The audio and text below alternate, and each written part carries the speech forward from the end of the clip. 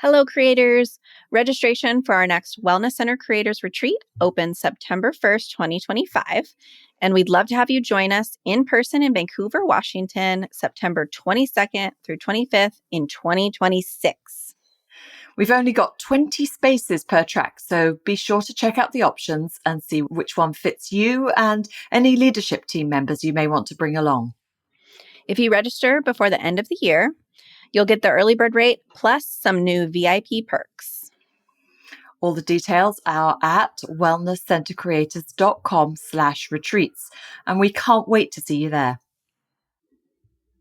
Before we get into today's episode, I'd like to take a moment to chat about our sponsor, Jane, a clinic management software and EMR. Your evenings and weekends should be spent with loved ones, not chasing down your patients and clients for payment. That's why Jane has designed a secure payment solution that helps reduce the amount of time you spend manually following up with patients. Clients can save their credit card details and insurance policy information securely through your intake form, which can then be conveniently processed after your time together.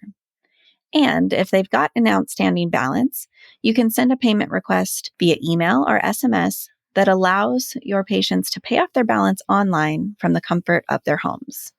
To see how Jane can help you reclaim your after-work hours, head to jane.app to book a personalized demo. Or if you're ready to get started, you can use the code WELLNESS1MO at the time of sign-up for a 1-month grace period applied to your new account.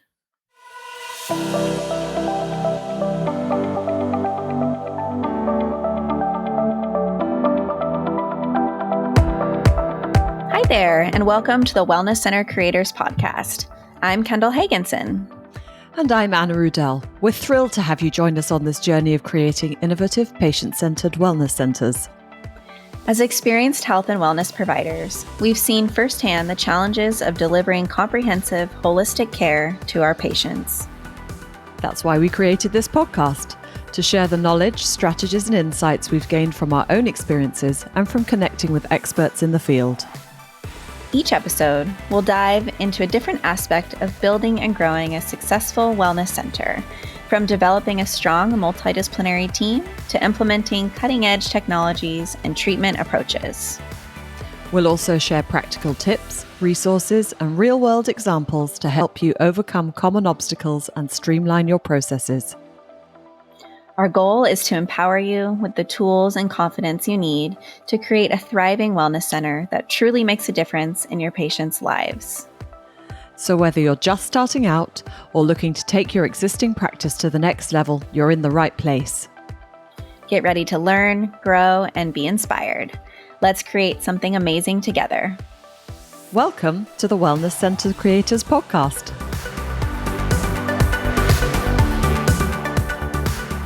Welcome back, everyone. Anna's mid-yawn. She's so excited for this episode.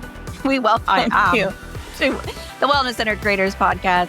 Anna and I are here today to talk about end-of-year planning as business owners. It's riveting. Lists, in other words. What is on your to-do list, Kendall? Oh my goodness. Okay. These are the parts of owning a business that are not my favorite. End of year planning, when I think about, there's some planning to the end of the year, like visioning, planning for the business forward that I love, of course. Yes. We're going to talk a little bit about the other stuff, which is planning for taxes and planning for, like, what do we need to button up by the end of the year?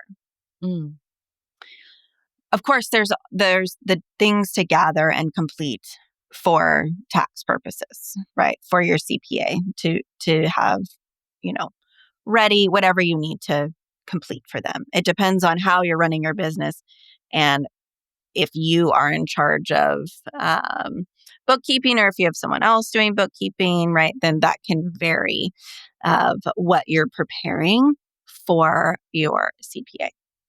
I have a funny story about that quickly, Okay. Kendall, whilst you're mid-flow. So this year, been doing this for quite a few years now, and no longer worry about the taxes, Yeah. the tax stuff so much, right? Because somehow it all the everything gets emailed, or you It can works out. download all the forms, and it's fine. And my CPA always puts me on an extension. So anyway, on April the 14th, I think it was this year, I get a text from my CPA, and I'm thinking, well, it's rare that the woman ever reaches out. So, hey, I'll pick up. I'll pick up what's going on. Mhm. And the text says, "Hi Anna, how are you doing? Have you got any inclination towards filing your taxes this year?" And I responded, "Hi Sandra, I'm doing well. No, none. It hadn't even crossed my radar. It wasn't even a blip on my radar. I thought, Oh my God. I said, you just extend me, don't you?" And the response was dot, dot, dot. We've been doing this 20, God knows how many years. Yeah. You still have to file something on tax day, Anna. Yeah. What are you thinking? Yeah, but I've become completely blasé about taxes. Oh my goodness. I Yeah, really need love to it. button it down this year again.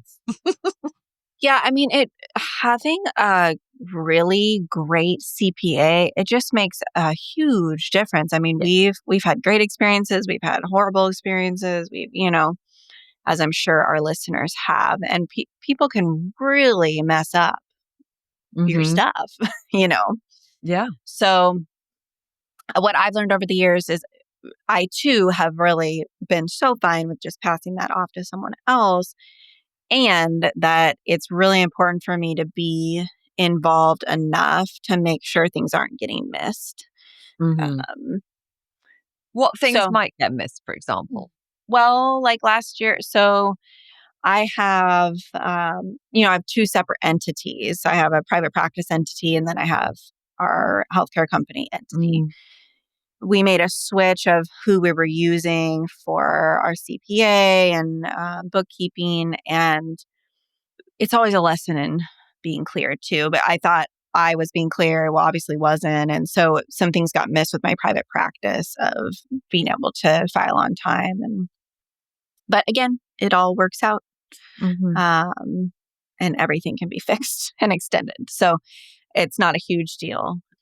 But I've been burned a few times when I think that, whoever we're working with at the time is taking care of something and then they're not Mm. because I haven't been clear. Or in the earlier years, I think one of the things that was so stressful to me, and I think it's because the time of year, is any of the vendors that you need to do the W-9 Mm. for, because that deadline is end of January. Right. Yes. And I think in the earlier years, I didn't know that, first of all, in the beginning. And then any CPA we'd been working with they would assume that I knew some of these things. And then it would be super last minute that trying to get the forms and get them sent out. And, Yeah. we have a better process now, but just some of those things. Yeah. That's always a pretty I think that one's possibly the most stressful. And the property tax bill thing that comes in. Do you get that in Oregon? Well, I'm in Washington In State. Washington? Sorry. Well, Sorry. you've been to visit me. I know. No, It we're feels. very close. We're very close to Portland, Oregon. Yes, we get these Um, property taxes every year from the city.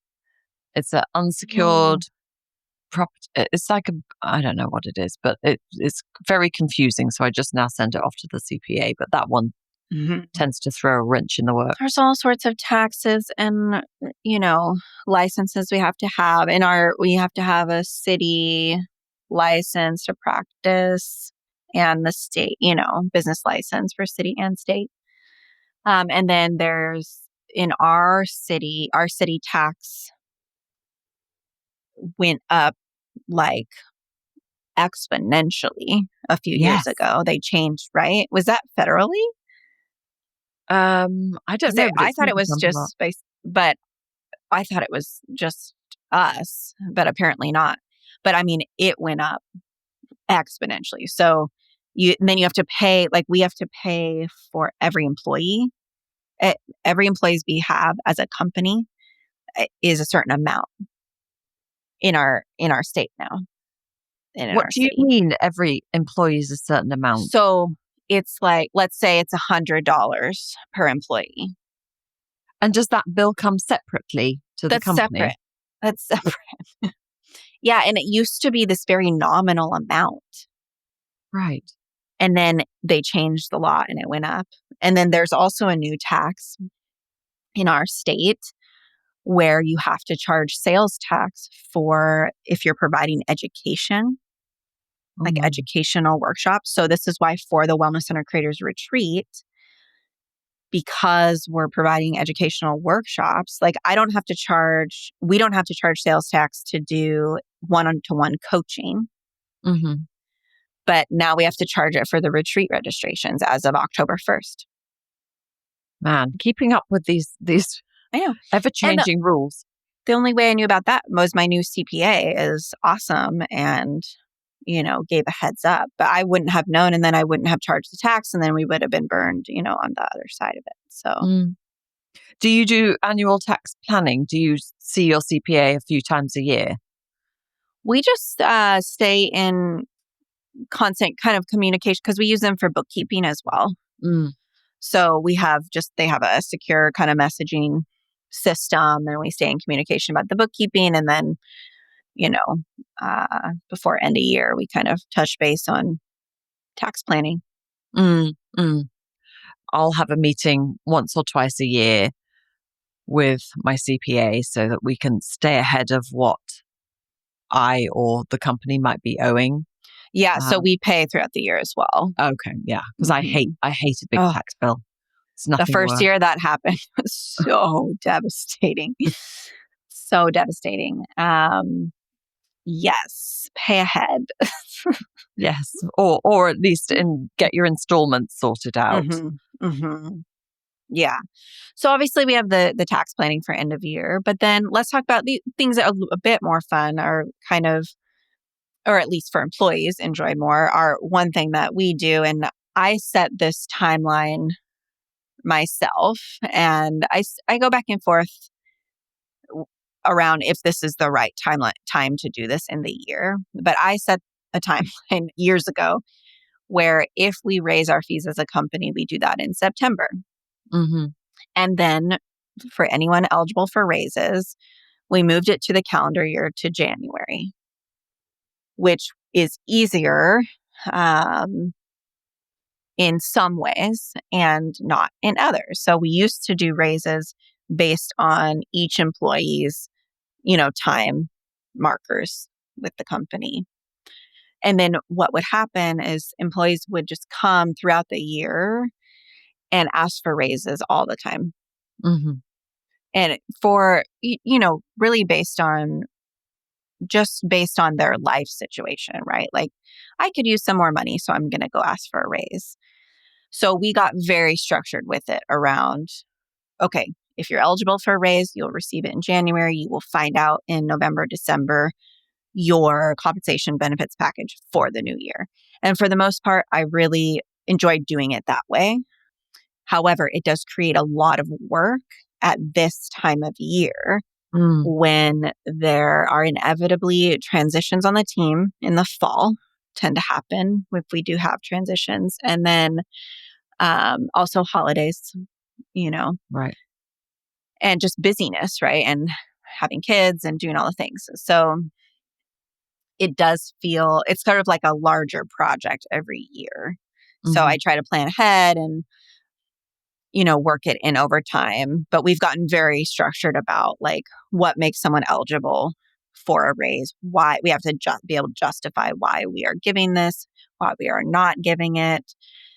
And it's been just very clear now, all the team members understand raises happen in January. Mm-hmm. I if love they that. happen. Yeah. If they happen. Yeah, exactly. So that's then, because you've done the increase in fees in September, then you have a little bit to play with, or Right. how much you have to play with. Because, Right. in our field, it's very difficult to give a raise once you've kind of reached that max Oh, of yeah. a percentage, really, of what an employee is going to bring in, how can you go above that? You're starting to eat into operating costs. Yeah, and that's where the conversation comes in of paying people by a flat rate per clinical hour versus percentages, and insurance practices versus private pay practices. And we pay people, per clinical hour that they work, a flat rate. And so it gives us more flexibility when we raise fees for clients, that we can decide, okay, if we raise the fee 10%, then a raise could be 3 to 5%, something like that. Yeah. And being mindful of keeping the margin, but it just gives a little space and breathing room and a few months to calibrate from the fee increase for clients, because we always have some clients who end up staying on the old fee and having some exceptions. And so it just gives a few months to get into that flow and be able to take a close look at what can we afford for raises. We have amazing providers, and you have amazing providers and team members. And you and I, if we could give them the world, we would, all the time. But we have to look at profit margin and give raises that are realistic and that are sustainable. Yeah. Yeah. And I think, that does speak a little bit to giving a percentage, because we raise our fees every year. And so everyone gets a pay increase. Yeah, they just stay on their percentage naturally, which is nice, because then we don't have to have a discussion about, well, you didn't really earn your pay raise this year, because everyone gets a little that's nice too. 3%, which is nice. That's nice. Cost of living.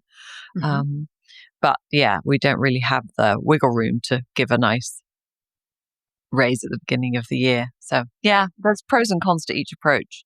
Yeah, for sure. What other things do you do as you're inching towards the end of the year? Well, Kendall, I would look at my Asana, but Asana is down because the internet is down today, because AWS is down. But I do have, what I do is I put everything into Asana. So starting on October the 1st, there will be end of the year tagged line items. So there'll be a task and it'll be tagged specifically as an end of the year task. And then I just put those on repeat.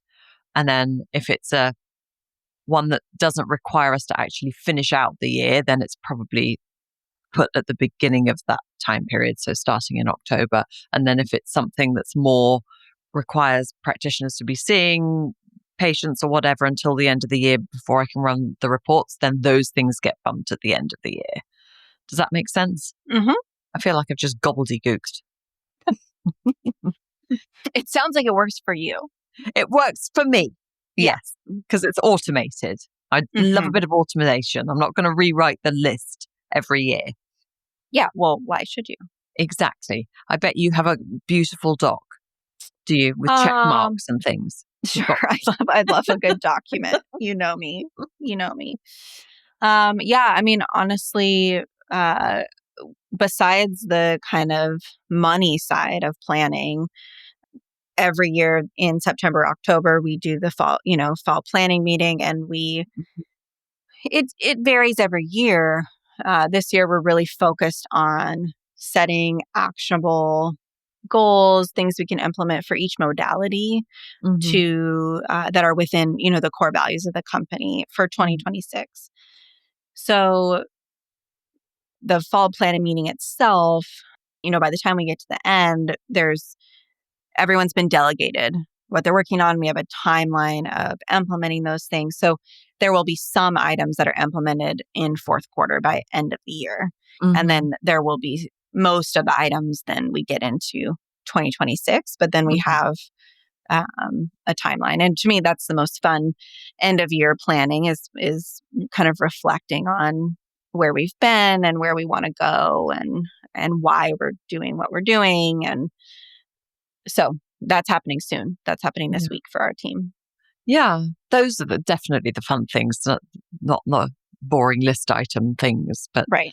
Yeah, we just created our strategic vision for the next sort of 18 months, 2 years, because we needed to, Ooh. well, we did it because I was getting freaked out about the news because everybody kept talking about this economic downturn that's going to be Yeah. happening at some point in 26. And so what I did was I went for a walk and I thought, do you know what? We've done 3 big economic downturns. We've managed to get through. In fact, we've grown every time. Yeah. How did we do it? And I Good. reflected on that and then I wrote it down. And then I thought, I'm no longer at a point in the company where I can hold all of the news and the uncertainty and whatever's going on.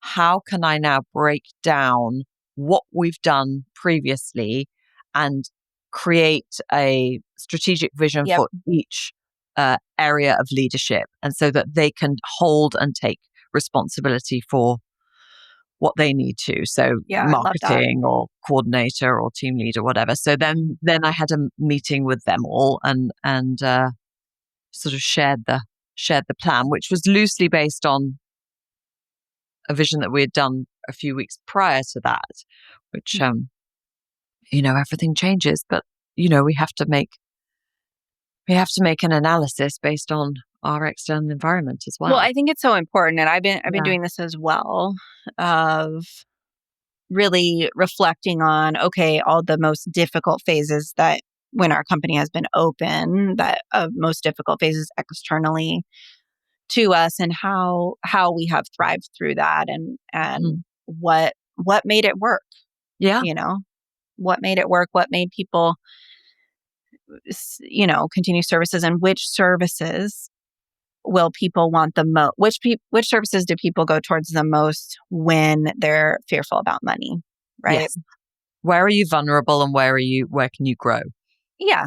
And so it's just that's where multidisciplinary services shine through. In another way is, like what we saw during the pandemic, of course, that every other mental health practice saw was a huge increase in mental health services.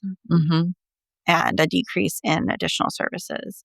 But that was very temporary, right? It was only a few months. Acupuncture and massage, the patients wanted to come back as soon as the providers were ready, Yeah. So I'm thinking about that as well, and how to, and maybe this is an additional episode, but how to really just prepare and bolster up your approach and your strategy forward and over the next few years.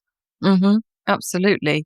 And starting to think about it now, one of my team members, her eyes got as big as saucers, and you could tell that she was going into flight or fight, and I was like, no, it's so good for us to think about this now and not panic, but put a strategy in place, because usually you see the benefits of whatever you've put in place 6 months down the line. So if we're working on it now, we're all good. It's going to be fine.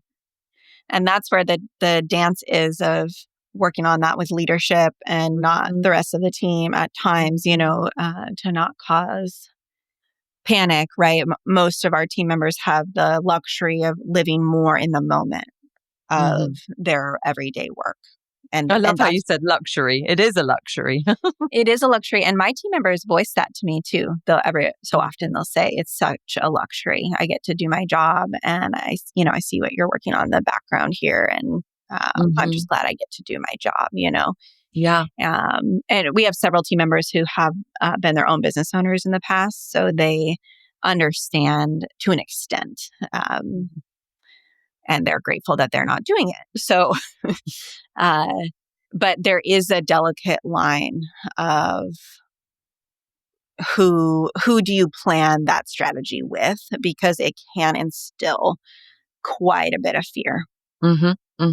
Yeah, absolutely. So the few leaders that are going to take those chunks of work. Wonderful. Yeah. Did we miss anything for end of year planning?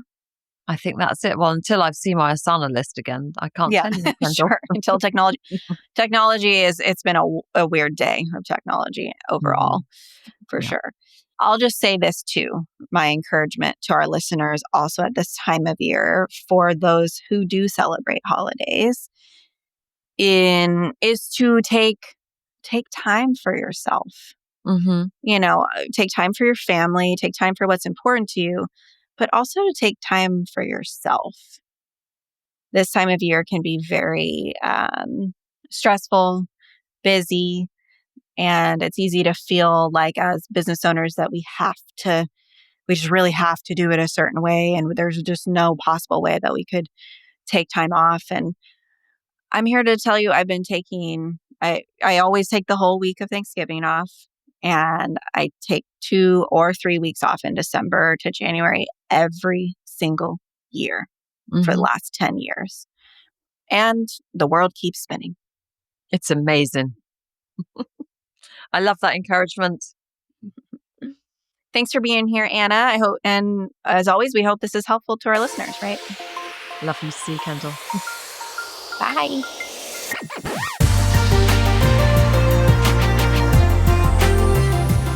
Thank you for tuning in to the Wellness Centre Creators podcast. We hope you found this episode informative and valuable. If you enjoyed the show, please consider subscribing and leaving a rating and review. Your support helps us reach more health and wellness professionals like you. For additional resources, show notes, and more episodes, visit our website at wellnesscentrecreators.com. We'd love to connect with you and hear your thoughts, experiences, and questions. Feel free to reach out to us through our website or social media channels. Once again, thank you for listening. We appreciate your dedication to providing exceptional patient care. Join us next time as we continue exploring the world of wellness center creation. Until then, take care and keep making a difference. Thanks for listening to the Wellness Centre Creators podcast.